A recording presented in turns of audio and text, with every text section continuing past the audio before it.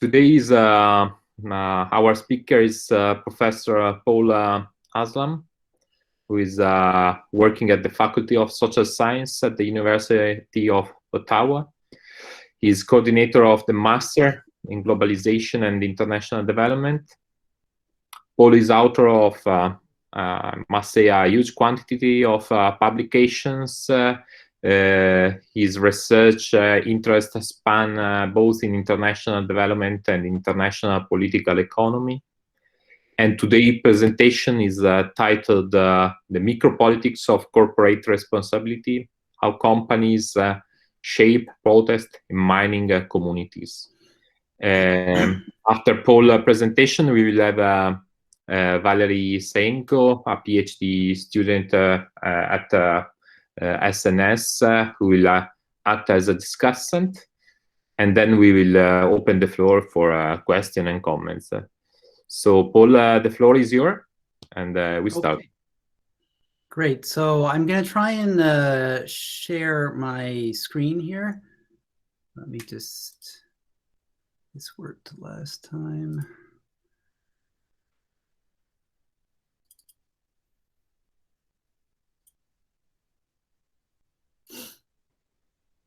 Okay, is that working? Can you see my...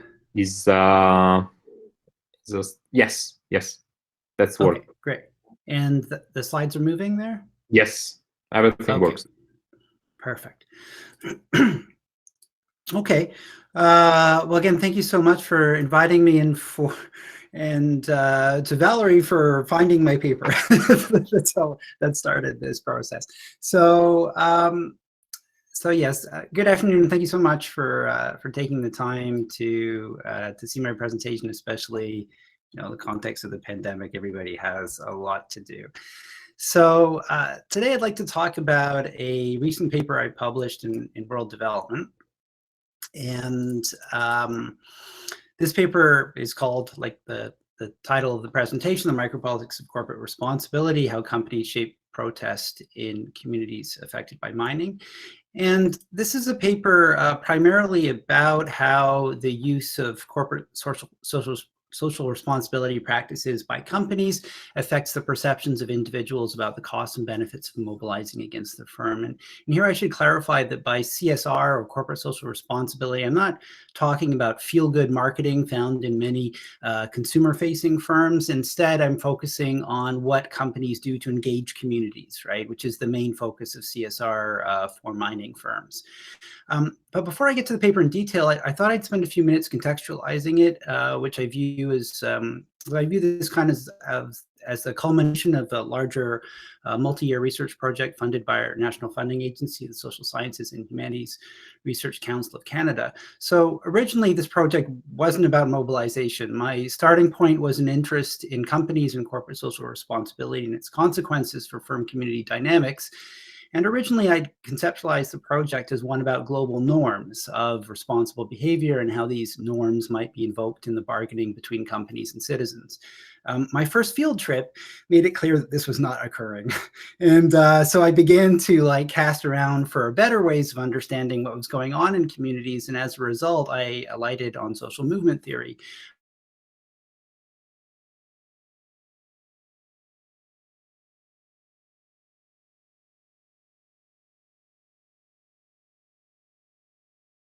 And the importance of resources and institutions. And it was actually particularly the possibility of treating companies as opportunity structures that caught my interest. Because in rural areas of Latin America where mining companies operate, the state is weak or absent. And companies do substitute for certain state functions, including providing health, education, infrastructure, development projects, all through CSR. So my research question shifted to understanding social conflicts around mining more generally, and including the role of CSR, if any. So here I explicitly intended to move beyond the single case, worst case studies which characterize the literature. You know, that work tended to be based on engaged scholarship with activists that was descriptive of emblematic conflicts, so like really, really bad conflicts. And I tried to be more comparative and seek to include both non-conflict and non-emblematic cases. So I was particularly interested in the role of companies in these conflicts, which tended not to have received a nuanced treatment. Companies were assumed generally to be nefarious actors, that, CSR was principally a discourse and not substantive, a kind of propaganda, which, I didn't think really explained what was going on. I also sought to fit the role of companies into social conflicts in a way that was consistent with the theoretical foundations of social movement theory, namely through application of insights from collective action theory. This is important because literature on social movement in mining generally treats grievance as a necessary and sufficient condition for mobilization. But instead I follow the classic texts, Taro, Tilley, McAdam, etc., that view collective action as a problem to be explained, and therefore view the negative cases of non-mobilization as theoretically important. And that's where I think the role of companies really comes in. So here I'm interested in understanding the micropolitical mechanisms of how the social actions taken by the firm, or CSR, use those terms interchangeably, affect the willingness of individuals to engage in sustained collective action. The context is one in which mining proponents and opponents compete to deploy frames, performances, institutions, and material resources, with proponents seeking to depress mobilization and opponents seeking to mobilize on a sustained basis. So my basic argument is as follows: that the mine community conflict is a collective action issue. What I mean by this is that sustained collective action by activists is difficult. Companies, like states, can reduce the likelihood of collective action as a result of their social actions. And here I really draw parallels to the role of the state in repression. But I'll come back to that in more detail. Selective incentives I view as being important to affecting individual perceptions of costs and benefits of a mining project. It's important to note, I think, that selective incentives created by CSR programs or the social actions of the firm are of course additional to those created by the broader context, including what the state contributes to.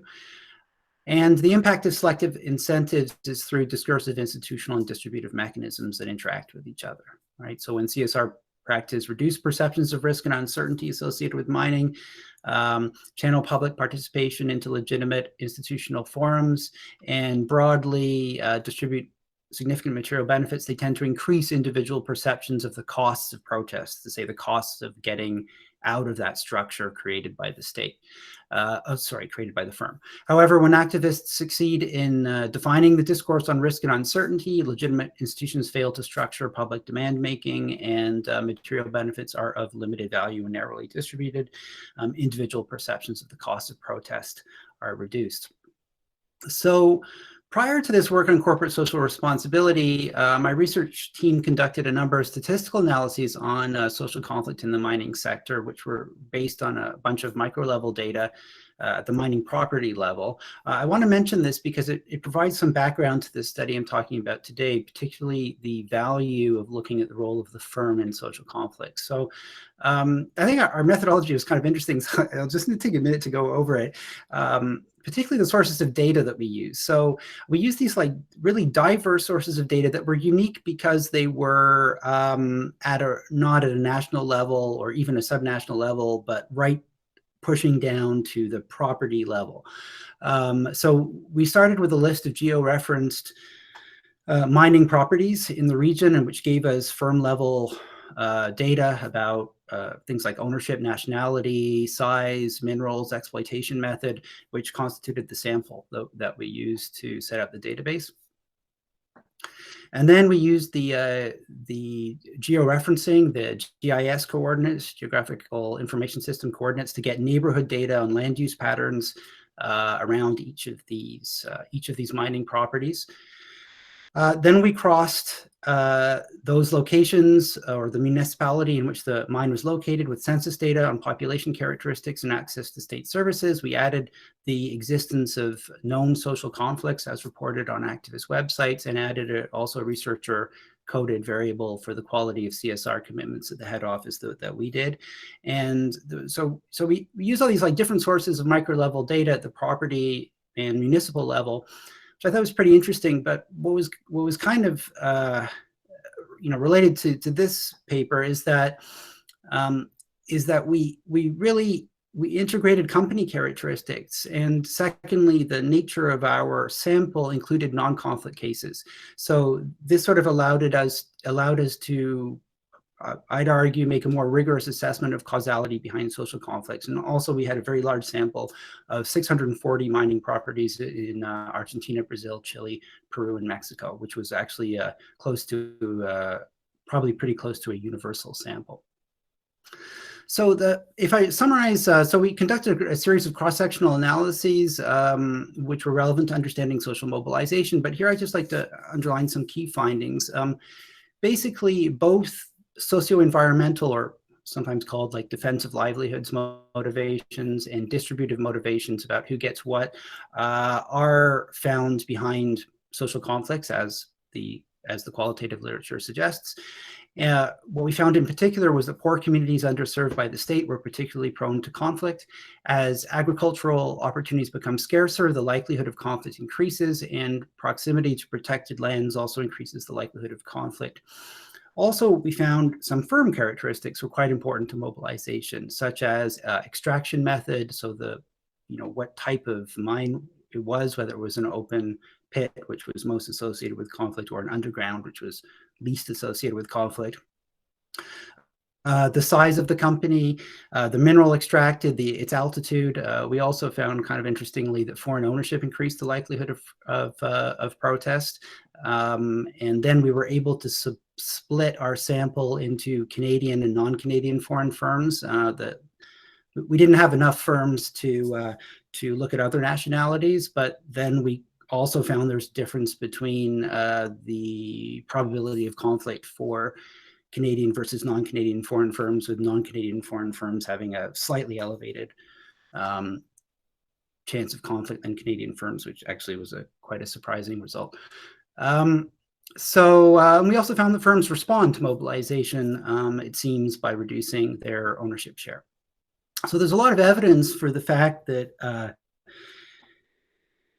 firm strategies are important in these social conflicts, which have basically, not been addressed in the literature, in any case, particularly on social conflict in mining. This is a little map showing you, some of the graphical representation of what we did. On the left, here you have a map of Peru with and we have the geolocated mining properties here. Those circles or buffers around each one are at different radii, and we used a 25-kilometer radii to extract land use information. And on this map, in fact, you have the land use, the sort of land use.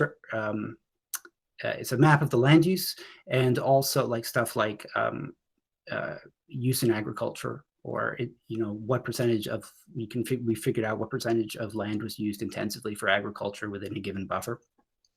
And then the pink areas are protected areas, which shows you how mining companies can be close to protected areas. And then the other map on the right reflects our entire sample.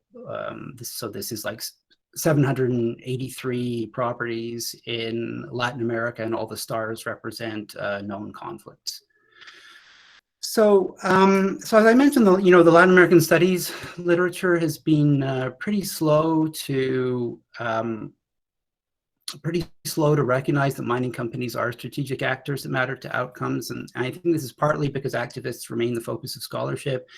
And in this scholarship, firms are generally caricatures, propagandists, rights violators, clientelist bosses, all of which may be true in some cases, but it's probably not useful to generalize like that. And also there's this tendency to focus on emblematic cases, right? These like worst case scenarios for, these are like emblematic cases are severe conflicts, which are best case scenarios for activists having an impact, but they're the worst case scenarios for successful firm strategies to engage communities. So in a sense, the cases selected by the literature have, to a certain extent, I think, limited the focus on responses by the firm that that could be interesting. And we also have, of course, a business literature on social license, which is the idea that firms, more like normative literature, that firms should engage with communities in order to gain some kind of community acceptance. The conceptual foundations of this literature are very soft. They use words like trust, credibility, legitimacy, and there's very little recognition of the asymmetrical power of the firm or divided communities. And there is some work on the use of distributive benefits, the role of companies in distributing benefits, but it tends to generally sort of neglect I think the broader way in which CSR functions. So, so here I'm proposing to locate the analysis of companies squarely within collective action theory, to make it compatible with social movement theory based on that tradition, like Caro, Tilley, McAdam. This literature really emphasizes the discursive, contested, and fragile nature of collective action, which suggests we need to understand why collective action fails as well as succeeds. And in the collective action literature, selective incentives, that's to say benefits targeted on cooperating individuals that can be withheld from free riders, are fundamental to explaining group cooperation. And I think logically companies can also provide such incentives that affect the perceived costs of collective action against the firm. And so here I find parallels with the study of state repression. So Tilley and others see repression as anything that raises the perceived costs of collective action. Although in fact, there's little focus on soft repression by non-state actors, and Jennifer Earle's work is a notable exception there. Mostly the focus is on violence by the state. And, but I argue that companies can also raise the costs of perceived collective action against the firm by using selective incentives. In that sense, they could be viewed as repressing collective action. I prefer to use the term depression rather than repression because of repression's association with violent actions by the state, and also, this topic of company behavior is, in Latin America is very it's a very emotional topic, and people, so repression, I think, plays to a sort of, normative and moralizing claim about what's being done, which is not what I'm explicitly trying to avoid. So, So it's worth saying a few words, I think, about the context of mining conflicts for those who may not be familiar with them. Typically, the rural areas where mines are found are also areas of weak governance, right, in which there is a lot of informational uncertainty for locals about the costs and benefits of a project. Uncertainty creates space, I would argue, for the discursive construction of environmental and social risk for both firms and activists. States can play an important role here in affecting perceived costs and benefits of collective action. For example, if they are responsive regulators, or they distribute benefits, or they engage in repression, or if they engage in clientelism to, prevent people from protesting. All of these things occur. But nonetheless, in this context, company social actions have consequences for individual perceptions of the costs and benefits of collective action against firms, generally adding costs. So I argue there's a discursive element here, the way in which CSR acts to frame uncertainty in the perceived costs and benefits of a project. There's an institutional element where socially legitimate spaces offer a sort of positive incentive for participation. There's a distributive element in which the transfer of resources creates selective incentives for individuals to patronize those institutional spaces used by the firm, and B, increases the cost of collective action against the firm outside of those spaces where they could lose these benefits, right? So these three benefits reinforce each other, and taken together, this framework views the CSR practices of the firm as creating selective incentives that increase the perceived cost of collective action against the firm for individuals, thus shaping the likelihood of protest. I do want to note, though, that whether that increase in perceived cost is sufficient to deter collective action from occurring or attaining a broader base of support in the community really does depend on contextual calculations that take into account group and project characteristics, as well as the role of the state. And for that reason, I'm not, as it were, willing to say that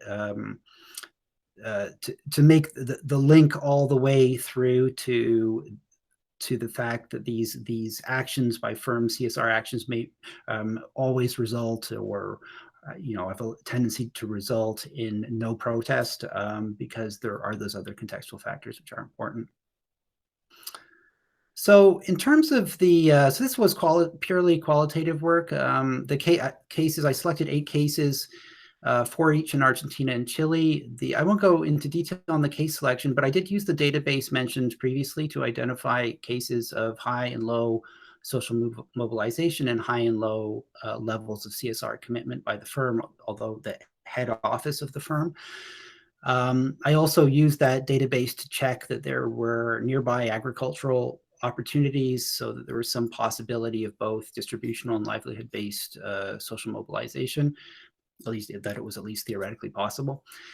And the working hypothesis was that the high CSR commitment of the firm would increase the perceived cost of mobilization against the firm.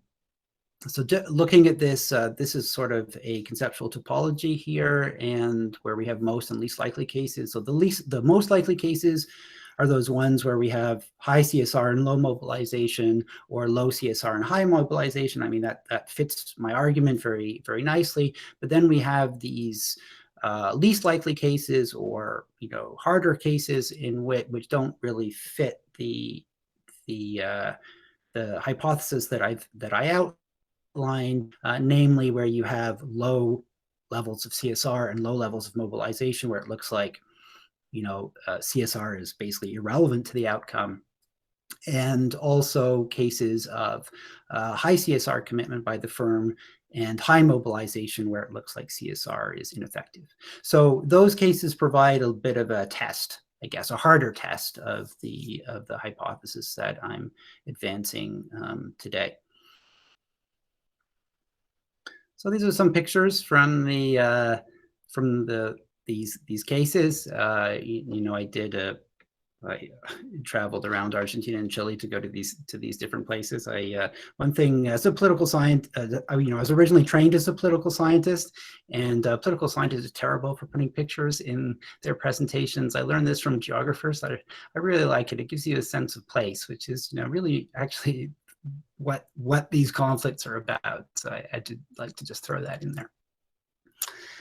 So if we think of the context of this comparative analysis, it's important because I haven't talked about institutions really yet. I mean, just a little bit about the state. So Argentina and Chile are in many ways comparable, but there's quite significant institutional differences between the two of them. Both in Argentina, it's provinces that basically regulate mining. So both the provincial jurisdictions of Argentina that I looked at, and in Chile, where the national state is involved in this, have significant mineral deposits in the Andean region. Both had a liberal investment and regulatory framework permitting a lot of space for a company to find social actions. Clearly, Chile has a much greater experience in state capacity in regulating the sector. It's a historic mining country, although it should be noted that local academics generally characterize the system as offering weak and ineffective regulation. So, maybe in important ways is actually not so dissimilar to the institutional weakness at the provincial level that you find in Argentina. Yet, Argentine provinces are more directly involved as minority shareholders for the purpose of rent appropriation. They're more likely to pressure firms for redistribution, and there's a more overt use of political clientelism to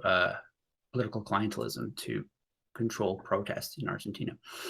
So there are, significant institutional differences, and I've tried to sort of control for those by using a paired strategy, right? Is that the same topology of cases, I use the same topology of cases in both countries. So at least in each one of those squares, you're seeing if the dynamic is the same between these two countries that have different institutional structures, then it's probably not the institutional structure that is causal. So thinking about those cases where CSR works. So I had two main cases, one Cerro Vanguardia in the far south of Chile, in Argentina, in Patagonia, in the province of Santa Cruz, and Carmen de Andacollo in Chile. Here what I observed from fieldwork was in both cases, a really successful and credible CSR discourse in the public sphere, that seemed to reduce the uncertainty of social and environmental risk for people in the community.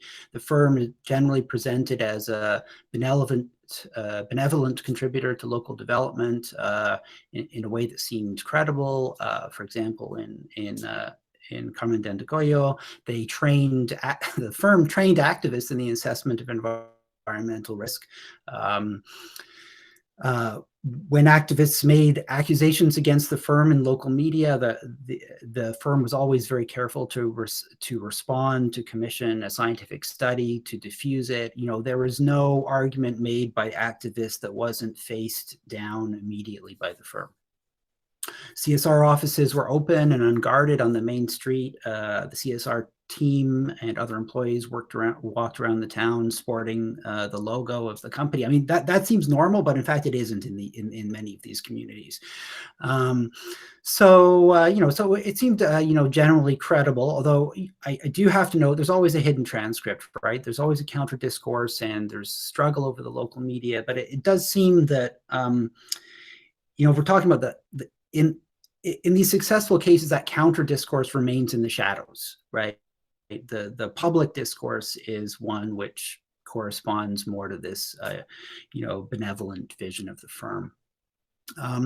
Also here we found a broad-based distribution of benefits via legitimate institutions, and the creation of selective incentives associated with the company's social action. So in the case of Cerro Vanguardia, they created their own legitimate institution called the Agencia de Desarrollo, the development agency. This was basically a development fund with a board of directors that represented the major stakeholders in the community, including both the majority and minority political parties in the municipality, the university, the business association, the company. So it was really like legitimate stakeholders. It developed a participative spending development plan, which had implicated over 1,000 people in the community. It worked in agreement with the municipality, so it was very, legitimate and distributed benefits widely. In the case of Carmen de Andacollo, the company that was called Tech, they engaged in extensive consultation with using existing institutions. They didn't create their own institutions. And here they used the neighborhood councils that are very important in Chile. They provided funds for development projects chosen by each one of these neighborhood councils. And the proposals were developed in workshops at the CSR office, actually, and then they were submitted to a vote at each one of these neighborhood councils. Interestingly, the vote occurred in public. They used a ballot box with like a Tech branded ballot box, but with a glass face on it, so you could see there was no funny business going on, and all the votes went in, and then they were counted there. And so they actually viewed this explicitly as resisting the clientelism of local leaders and interacting directly with the people to provide benefits to them. So interviews with the CSR team there said that, sometimes the leaders don't like us taking their power, but the people appreciate it. So it was quite interesting. And here the focus on legitimacy and broad-based benefits, I think, is quite evident too. There was some of the cases, there was a real absence of CSR for different reasons, but here we had in the Famatina is the name of the town, Cisco is the name of the company, the Famatina project in Argentina, and the Putu Sais project in Chile.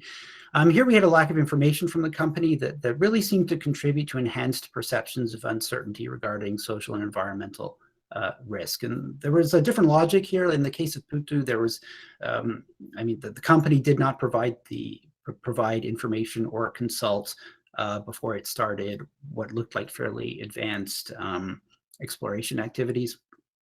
This made the community, extremely uncertain about what was going on, and essentially was a real motivator for mobilization.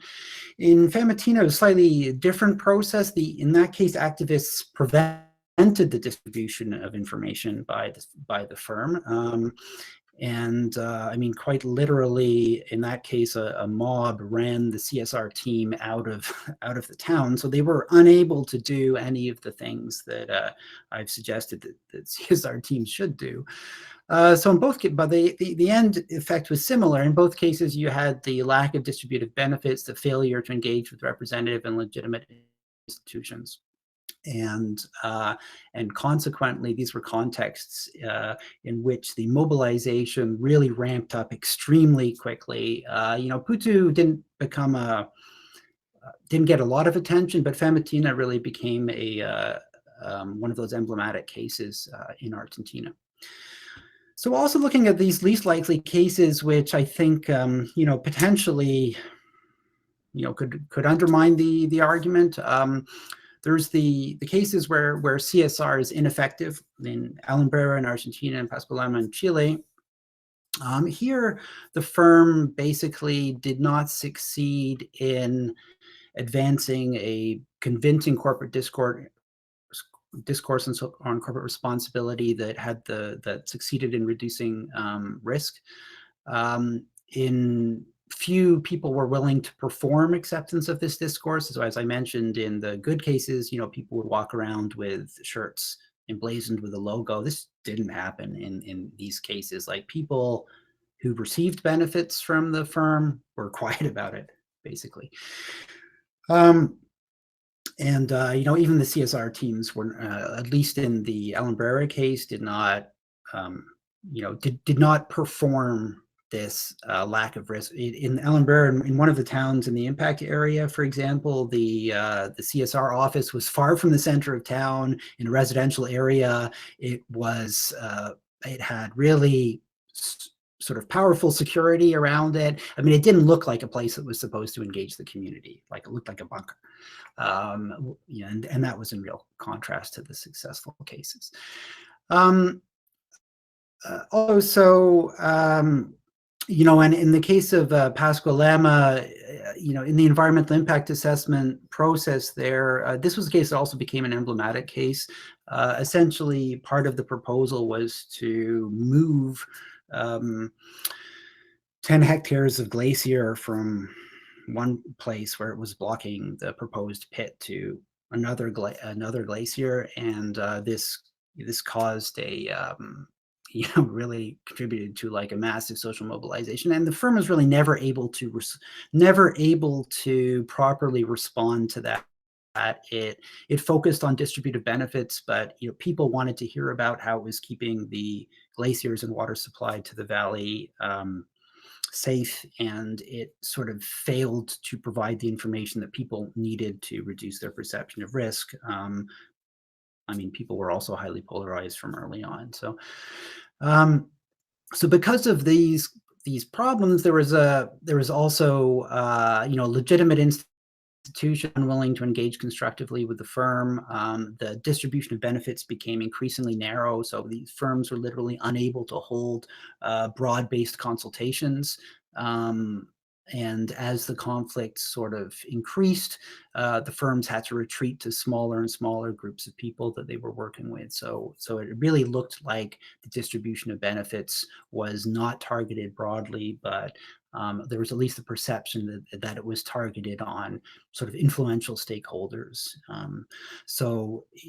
This became kind of like a vicious cycle, which the firms found it difficult to get out of, although both were, by the letter of it, performing a lot of CSR activities. And then the final set of cases are these, what I call unnecessary cases, where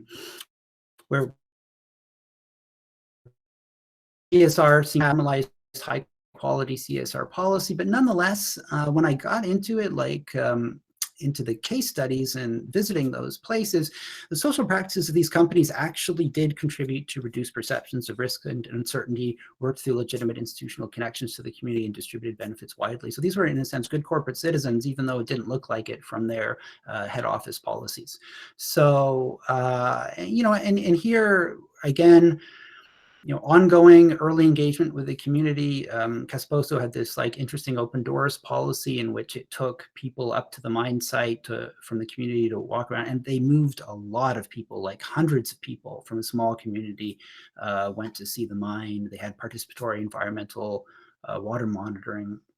They had good communication, constant engagement with the radio, all at the discursive level. At the institutional level, there was the use of legitimate venues such as collaboration with neighborhood associations, schools, municipality. Distributive benefits seemed to be important. There was a lot of local hiring, training opportunities. So there were, however, contextual factors that may explain more the lack of mobilization. Both of these were pretty small mines. In the case of Casposo, the provincial state was kind of used the threat of taking away social benefits to keep mobilization repressed. However, I mean that there are several mines in that province, and in some of them that worked, and some of that didn't work. So that in itself is not an explanation either. But anyway, these contextual factors are important to consider as possible explanations. So across the cases, an underlying logic of CSR seems to hold, and regardless of institutional variation between the countries, the effective CSR, I argue, articulates a compelling discourse that reduces the perception of uncertainty and risk associated with the project, reduces perceived costs associated with the project, and increasing perceived benefits, and the use of legitimate institutions to distribute substantial material resources to a broad segment of the community create selective incentives for individuals to patronize those institutional spaces favored by the firm, thus increasing the cost of collective action outside of those spaces. And those patterns really seem to be pretty consistent across the cases. And even, the logic seems to hold for the least likely cases, both the most likely and the least likely cases. I mean, even in these sort of more challenging cases, it looked like that was going on, although, we do have to consider the possibility of these sort of extraneous factors working as well. So what I would say is that, I mean, in this graph here, I tried to show a bit how the mobilization and CSR commitment moves over time in each of those cases. And sort of overall, I think what struck me after I did this is that you do have so each of those cases, the cases in each quadrant correspond to different countries, right? And they're basically moving in the same direction, suggesting that this local dynamic is quite important, and maybe more important than other institutional factors. Also, you see in the left top quadrant, these are the very unsuccessful cases where there's really just a fast burn of mobilization, and the company just has no hold on it whatsoever. In the top right, you have these companies that were doing a lot of CSR.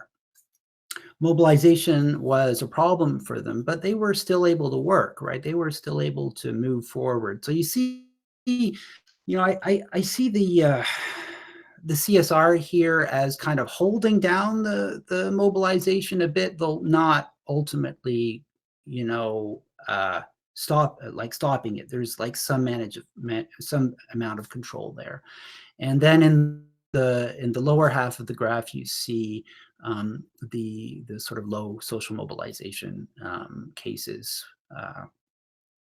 So overall, looking at this, and I think at least I get the sense that CSR is playing a role here in, you might say, like bending the curve, as we like to say now, of protest, right? Where there's no CSR, it's potentially quite bad. Where there's some CSR, even in a tense social conflict that they don't have control over, there's some like bending of it. There's some pulling it down. And then in good CSR, or extremely effective CSR, rather, this you have in the bottom. right. So overall, I'd like to think that I've provided both a theoretical justification and empirical evidence for taking CSR seriously. I guess that's the main objective. By arguing that it is possible to understand the CSR practices of firms within the broader theoretical framework of collective action used by social movement theory.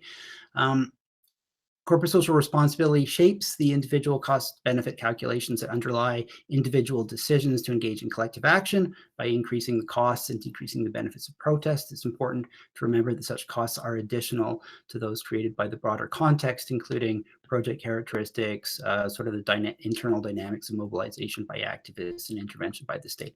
Nonetheless, I argue that a high-quality CSR practices create additional costs that contribute to the everyday depression of collective action. Here are some related papers on that topic. And with that, I'll turn it over to Lorenzo and Valerie. Well, thanks a lot. Thanks, Paul. It's a very rich and interesting paper and presentation. We have, as I was saying, Valerie starting the discussion, and then we will open. So, Valerie, the floor is yours now. Yes, thank you. Well, first of all, I want to say thanks to Paul for the presentation, and I really enjoyed reading the paper. To be honest, when I was preparing some questions and comments for this talk, I was struggling figuring out what kind of questions I want to ask, because every time when I had the question in mind, so I looked back into the paper and it somehow seemed that there was an answer. So I will go through a few comments first, general broad comments, and then a few questions that might not be strictly like what you will see in the paper, but maybe ideas to think for outside of the paper specifically, and maybe for the future. And so, yeah, basically the main point that I want to highlight is that I very much liked the framing of discursive nature of CSR and the phrase of the concept of everyday depression, how there's making the analogy with social movement literature, while not specifically pointing out, the human rights violations that corporations often contribute to, but it might be also very interesting to look at cases where there is, so to speak, not really major conflict, there is no war happening there, which I feel that often can be relevant for a lot of people in the world. And it can be interesting to read these kinds of papers. Second, about the methodology, well, it's about the sampling and cases chosen again. It was very, well, I think it was a very much a learning moment for myself to see how, okay, it's not only finding cases on one diagonal of like, okay, there is CSR, so companies are able to repress, oppress, protest, and there is no CSR. So there is protest, but these counterfactuals, so to speak, something that goes against a hypothesis, which in the end proved to actually strengthen the idea. So, yeah, and to the questions, specifically, I want to say that I liked, I'm always looking for ideas of Scott's hidden transcripts in different texts. So I want to ask you first question about this. Is you mention it in your section about the successful CSR, it being successful in depressing protest, but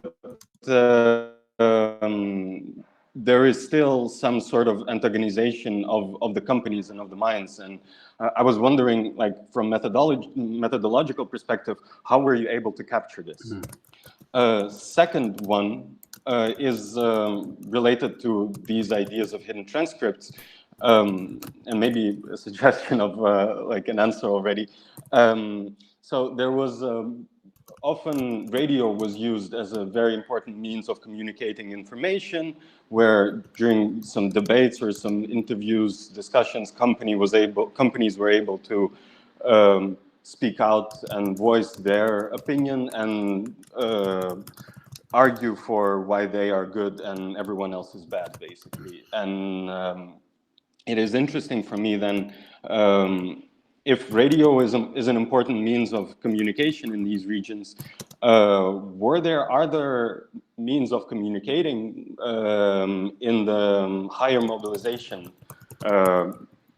cases? So maybe there were, like, people use Telegram or WhatsApp or whatever different modern technology where they were able to transmit information without the official corporate narrative interfering. And with the last question, it's more of the idea of how big of a role is the company in the daily life of the community. Basically, the point is, how do workers of the mine, maybe staff like management, middle management, lower management, see themselves as part of the community or not? And how is there major interaction happening outside of these official institutions? Like you mentioned, people walking around with T-shirts of CSR or other means like outside of radio, where there is interaction between the community and the company itself. Thanks, Valerie. I guess that there are already 3 big questions there. So probably like Paul, you can take these and then we can add further after. Sure, great. Well, thank you so much for those comments, Valerie. Yeah, they raise a lot of good points, and I have to admit I really sort of like struggled with the methodology as I was going through this. Yeah, I do feel that this idea of like everyday depression of conflict is pretty important. Like it was sort of like, so if you read the literature, you think the qualitative literature, you tend to think that every time a mining company invests somewhere, there's a conflict, and that is simply not true. But it was this like focus on emblematic conflicts, just sort of has skewed the literature. I mean, and people who are writing are naturally sympathetic to the arguments of activists and communities, and you can really understand that. It's hard not to talk to these people and not be sympathetic with their claims. So that earlier statistical work we did really sort of, like underlined to me how, like, if you take a broader sample and then you take the information that's available, I mean, obviously there are limits to the information problems with it, but you simply don't have, you have a lot of places where there isn't conflict. And then the problem kind of like is no longer only about explaining conflict, it's about explaining non-conflict. And so that was sort of in the background as I was like moving forward on this. So I really explicitly wanted to deal with those non-conflict cases, non-emblematic cases. I ended up, as I mentioned, including a few emblematic cases, but really, what was really interesting to me as a researcher also is going to these non-conflict or low-conflict places, which hadn't been reported in the literature, basically, and just seeing if the dynamic was similar and different. And obviously there were some similarities, but significant differences. And so I think that's maybe the main thing that I think is of value, what we've contributed here. I like your drawing out Scott's hidden transcript. I love Scott's work, and I read it a long time ago for the first time. I teach it in when I taught our development theory course. I taught it, And for me, it's always been this like incredibly interesting idea that I didn't know what to do with. So like I didn't find it like that I was using it in any of my work, but I just loved, I loved the writing. I loved everything about it. And so the methodology of learning about the, as it were, the hidden transcript was, just doing interviews in these places, and so you would interview some people, and some people would, obviously, they'd be grumbling about the firm. There was, I think maybe what really drew my attention to the hidden transcript was this, I mean, now it seems more relevant now because we're talking about scientific expertise a lot during the pandemic, but this discontent, or this lack of fit between what the like technical and scientific people were saying about contamination from the mine, and what you might say the popular epidemiology was.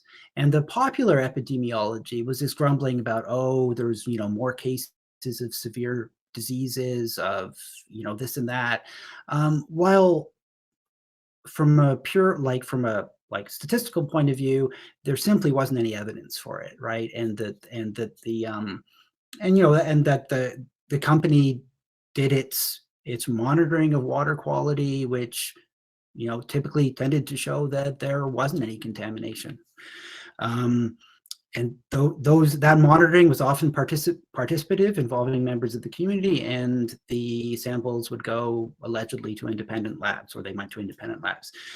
So there was this there was this official discourse, and then there was this popular epidemiology that you could see in some of the institutions. And it was, I think, that observation from the interviews and trying to make sense of it that I started to think about. And so it was really that.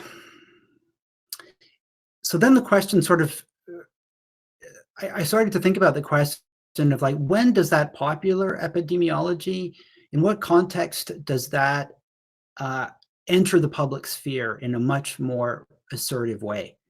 And so that sort of, so it was sort of through Scott that I started thinking about that. And that relates to the radio, absolutely, like the radio and these forms of communication. It's sort of like how, and why I became, so I have in my career up to this point had no interest in discourse analysis whatsoever. Like I was thinking after my grad studies, happy I'll never have to deal with discourse analysis again. And then I go to these places and I'm like, this is a discursive question. so I was like, okay, let's go look at that again. But so this like contestation between competing discourses, I just saw as an important part of the story. And I guess like strictly speaking, discourse analysis does make this point, but that it also had a material manifestation, material and institutional manifestation, or it impacted material and institutional choices. So the radio is kind of interesting and important here because it is about like how visible is that hidden transcript, and with what authority does it come into the public sphere? And you did see that in the so radio in these communities is very small scale. It's not corporate in like the way we would understand it. It can be as simple as like a bunch of people with a small transmitter in their house. Like it's really small scale in some cases. So and these communities are quite isolated. So they're increasingly getting internet, and I suppose that will continue over time. But the tradition is that radio is what is used to talk about what's going on in these communities. And these are not powerful signals. They often stay very restricted to the valley where the radio station is. But what it did seem that certainly in those emblematic cases, Alumbrera and Pascua Lama, activists had their own radio station, right? They weren't just using existing radio stations that were run for profit. They had their own little transmitter. So in the case of Alumbrera, the major activist group, basically would all the time run its critique, all the time on its radio station. And in the case of Pascual Lama on the Chilean side, the church provided the radio. And so, but this is another aspect I can talk about, but the church, whether the church is involved or not in these conflicts also seems to be quite important. I mean, it's about, legitimacy and the mobilization networks that the church has. And in the Pascual Lama case, those church-based mobilization networks were quite important. But from the discursive point of view, the church provided access to the radio, right, legitimized the claim, and then the radio became essentially a vehicle for spreading the activist view of the conflict. So I think radio is really important. I don't think radio has been studied much, at least in Latin America. I know there's stuff in Africa about that, but at least in Latin America, I'm not aware of a lot of work on it. So I think that's quite important. And interestingly, if I could go back to the other difficult case, Ndagala, or high conflict case. So in that case, there was a lot of radio criticism of the firm. It turned out that the firm then started taking out advertising contracts in all the radio stations that were, profit oriented, and as a result of those advertising contracts, those firms started, those companies, radio companies, very small scale radio companies, started to temper their criticism to the point that they, didn't make any criticism, and then it was only the activist station that was left making criticism. And so that was I actually had that advertising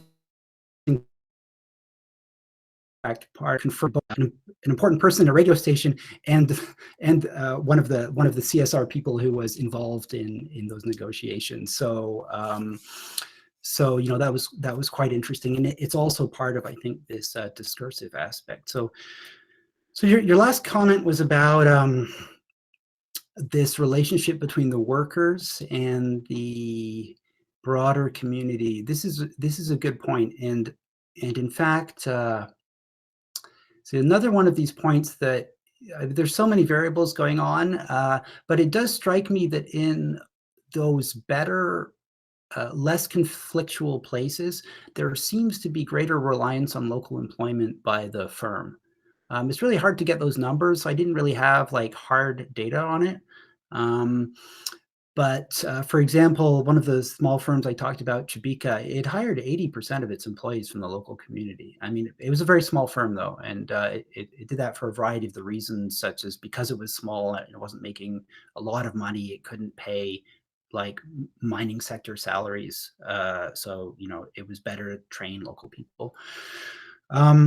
But those cases, and that's also about distribution of benefits, basically, to the broader community.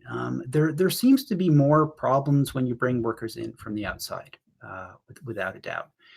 In some of the conflict cases, again, this case, the Alumbrera. Okay, just a minute. In terms of the Alumbrera case, there were workers from, and one of the main distributive concerns of community members, as related to me, was that there was insufficient employment, and sort of maybe the worst scenario of all is that employees were brought from the neighboring province. So that was a real sore point. And the activists used to, at least it was recounted to me, used to vandalize the property of mining workers quite a lot. So this did create a very antagonistic relationship. So I do think that relationship is quite important. I didn't really tease it out, I think, sufficiently in my article. So to mention that. I'm just going to take a 2-minute break, if you don't mind, to go and change the TV channel for my kids. I'll be right back. Not a problem, Paul.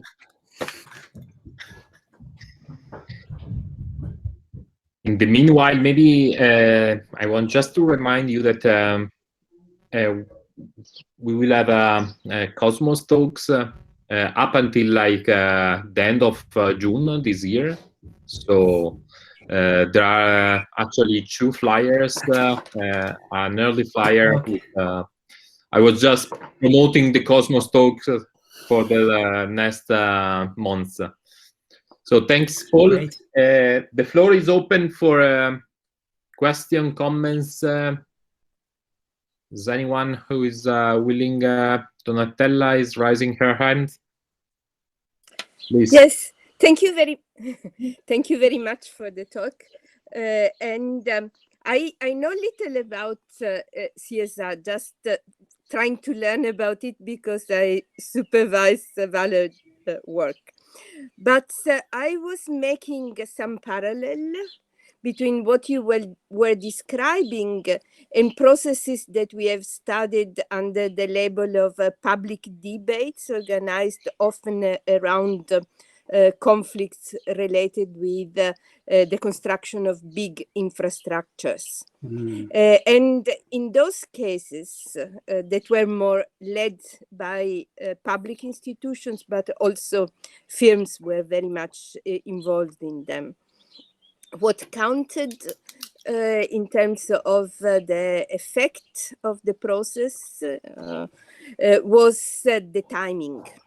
So when conflicts were already advanced and escalated to a certain extent, this type of processes were not successful in terms of controlling the conflicts. And another issue which was relevant there was how much the community was organized against some types of intervention. What I saw traveling in Latin America is that in many cases there are very strong indigenous communities that mobilize.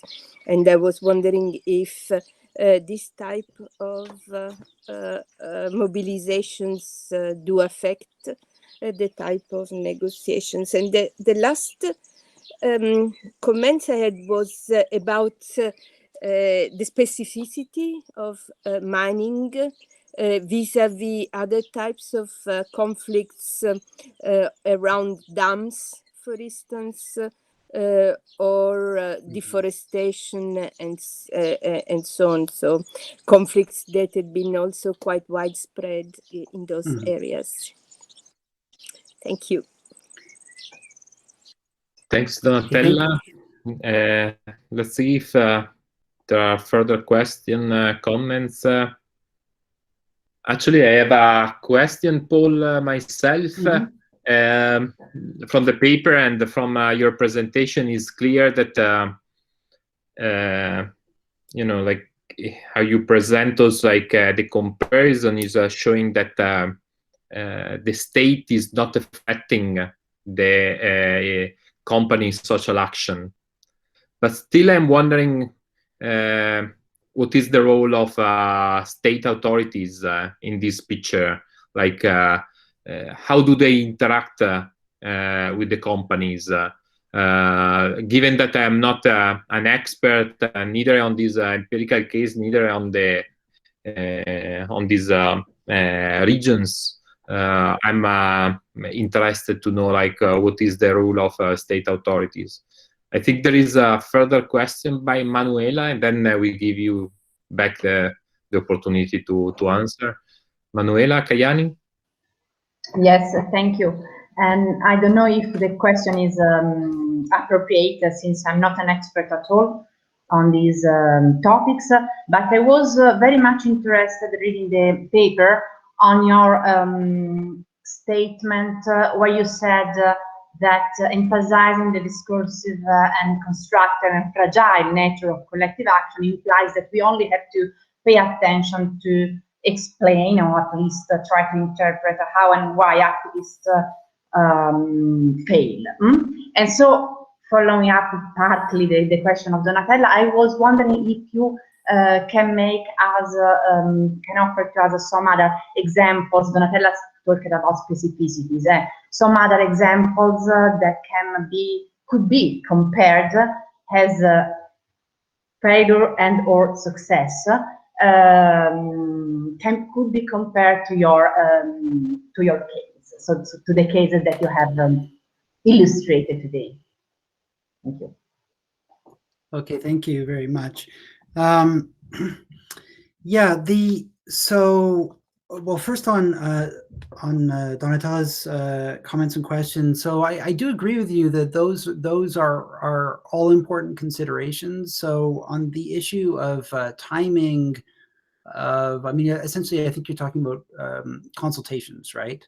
So consultations are, I would say that they are the defining feature of what modern CSR is supposed to be. But of course, they intersect, at least in the mining sector, but they intersect with state requirements on consultation as well, right? So it does look like certainly mining companies believe the timing is important. There's increasing statements from mining companies is that they need to start consulting very, very early, as you say, because if they get in late after a sort of critical discourse has established itself in the public sphere, it's very difficult to roll that back.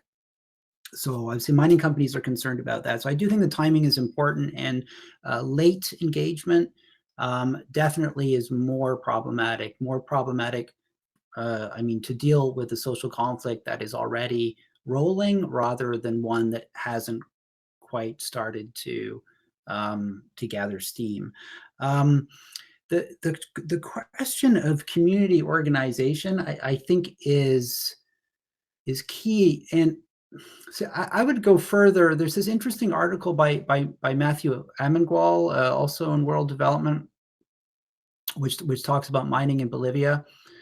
And he actually, I mean, he talks about community organization, but the point there is not necessarily that organization has started, but that there are institutions that aggregate interests effectively at the local level, so that provide a potential platform for mobilization, institutional platform for mobilization. I guess arguably we can think about African American churches in the U.S. during the civil rights movement as playing, that kind of institutional role. So I think, yeah, I definitely think that remains like part of the explanation. And so this also speaks to, I suppose, how divided communities are in advance of any intervention in them by a mining company, right? If communities are already divided along class or occupational levels, then presumably that may make mobilization more complex, or more difficult. So I do think those factors are part of it, and I do admit that I don't think I dealt with them adequately in the paper. So so that, I mean, that's something that I've been thinking about in the back of my mind about the issue of as we're pre-existing social structures in these communities. So in the case of Indigenous communities, yes, Indigenous communities have been mobilizing in a lot of cases. It's again the sort of problem. I mean, and also speaking to Manuela's question about specific examples, the problem is that the literature is almost exclusively focused on those cases of mobilization, right? So at least in the mining sector, there's a few actually on Indigenous consultation. There's articles that are on a greater sort of variety of responses. Yeah, I mean, Indigenous communities remain an important, especially important because of the legal implications now for firms, right? With companies that have adopted ILO 169 and countries that have ratified that in their legislation. I think companies are now thinking more about the legal risk of, and in a sense, there's like, you might distinguish between like the legal risk and the mobilization risk, right? And now the legal risk of mobilization from Indigenous communities is much greater because the as it were, the emerging norms on the degree of consultation and consent that is required have been ratcheted up quite significantly in the last 10 years, right? So, like, for example, the case of Pasco Lama in Chile is interesting. So in the Huasco Valley, there's an indigenous group that was fairly recently recognized by the Chilean state called the Diaguitas. And as a function of that recognition by the Chilean state, so that project started in 2000. The Chilean state recognized the Diaguita officially in 2005, I think. And then it ratified ILO 169 in 2007, I think. So the company, as those legal steps occurred, the company found itself in needing to negotiate a separate peace with the Diaguitas that was acceptable to them. And so that changed the dynamic where, where the company started to invest a lot more of its CSR resources on Diaguita communities that were willing to work with it. So so definitely that is I think that is an issue that's very important, especially with regards to the consultation rights of Indigenous communities, as ILO 169 is generalized throughout the region. And we see that in Canada too. Also, in Canada, the government has been slow in recognizing Indigenous rights, except where treaties have been concluded with specific nations. But our Supreme Court has really pushed the requirements of consultation forward, and as a result, you have Indigenous communities having much greater say and power over these decisions. So they do not technically have a right of veto. It's really approximating a right of veto now. It's very close to it. So so this changes the dynamic where companies simply have to give up more in order to be able to work with Indigenous communities. So and I think you see that happening in Latin America, beginning to happen in Latin America, although it isn't, Indigenous communities don't have the same kinds of rights or recourse to the courts, right? So yeah, in terms of the role of the state is very interesting. Although,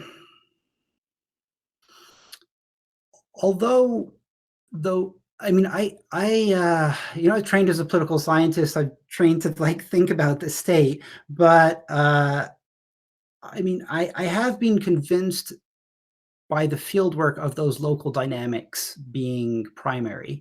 That being said, the state does play an important role, and it's sort of like the influence is not always the defining influence, and it's not always the defining thing that influences the outcome. But there's definitely, much like firms, there is an impact. So two things I would say is that, one, the state as an environmental regulator is not credible in most places in Latin America. So this creates uncertainty, and states are since the era of the resurgence of resource nationalism that's occurred since around 2005 in the region, states have been more interested in capturing resource flows from mining. Right. So they've really, everywhere states have become big promoters, almost everywhere states have become big promoters of mining because they want the resources. Those resources are then put into social programs. So it's become a real, mining has become part of the legitimation strategy of many Latin American countries and some subnational jurisdictions as well. So so in that context, the state is really not a credible regulator, right, for many people, because they know that it just wants the mine and it just wants the revenue from the mine. So while I think states potentially can play the role of reducing uncertainty in zones of mining conflict, in practice, they don't, because in practice, most people don't see them as authentic regulators and instead see that they're just interested in rents. The other aspect of that, though, is sort of subtle forms of repression. So the one thing that I will say states do, if they're not effective regulators, they are often effective in putting distributive pressures on the firm. So in the case of one particular, two of the provinces that I looked at in Argentina, San Juan and Santa Cruz, the state was really involved in the mining projects. And San Juan was really interesting because the state, under the national mining legislation, the amount of royalties that the state can collect was limited to 3% of the mine head value. But as mining prices of metals increased in the mid 2000s, most states were saying, we don't like these rules and we're going to find a way to tax mining companies more. But in Argentina, the provinces were unable to change the federal legislation which set the rules. So what they did is they just did it all informally. So in the case of San Juan, they basically had conversations with the mining companies that went along the lines of, we think it would be a really good idea if you created an additional fund to invest in infrastructure in your communities as part of your CSR program. And basically, we're not going to approve anything until you do. And so they essentially managed to double their royalty take by putting these kind of pressures on the firms. So in the case of San Juan and the case I had there, Casposo, I mean, this has got to be part of the explanation for lower levels of mobilization. The state had created a trust fund for the community out of which massive infrastructure investments were made in this otherwise what would have been a very poor community with poor infrastructure. So, so I think that distributive role is quite important, but on the other hand, it tends to be tempered by this lack of faith in the state's willingness to regulate on environmental issues. And then there's also the issue of repression. So Argentina is a highly clientelistic society in rural areas. So where political clientelism is quite important. And activists recounted to me that in that area that the state went to some effort to identify who they are and threatened to remove social benefits from them as a result. So it was, in a sense, soft repression, right?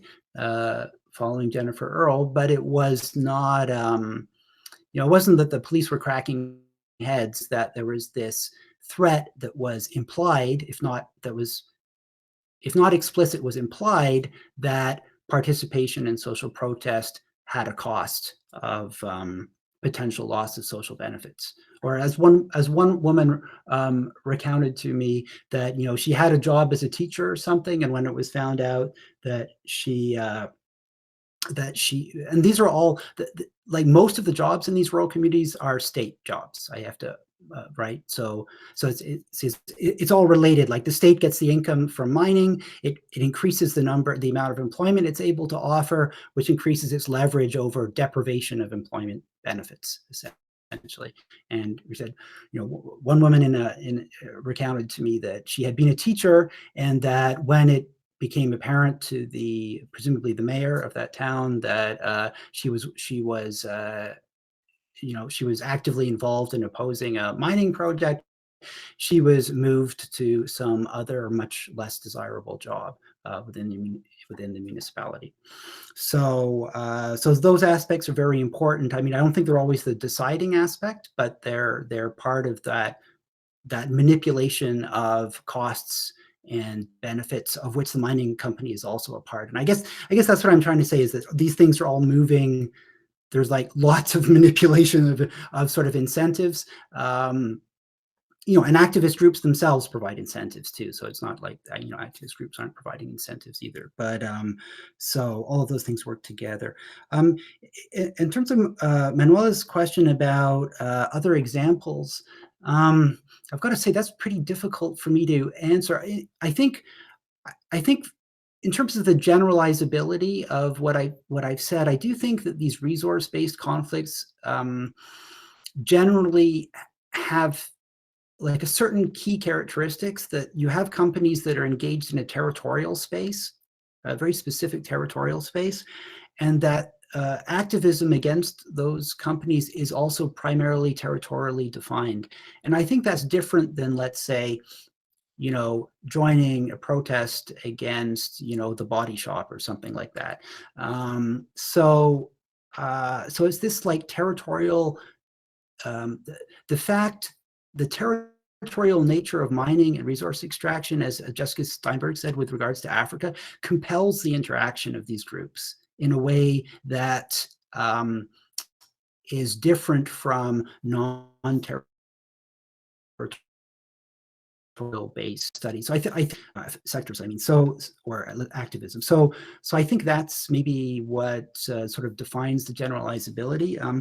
In terms of cases, as I say, the activist literature has been principally in Latin America focused on the successful cases for activism, or the really long, drawn out, violent cases, right? So it is. I find it difficult to come up with cases that are, as it were, cases of failure, because they're I made an explicit effort to find those cases of, as it were, activist failure, as it were.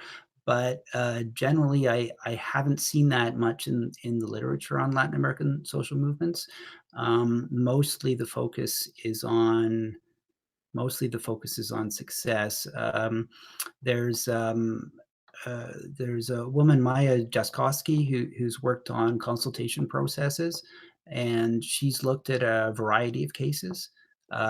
So she gives some cases. As I said, Matt Amengwal's work on Bolivia and also Peru. I think he's publishing a book soon with Peru. Also covers a variety of cases.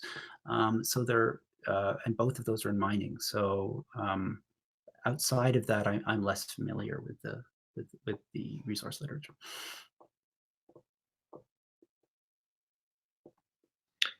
Thanks, Paul. We might have room for a final question, or just to say hello to everyone.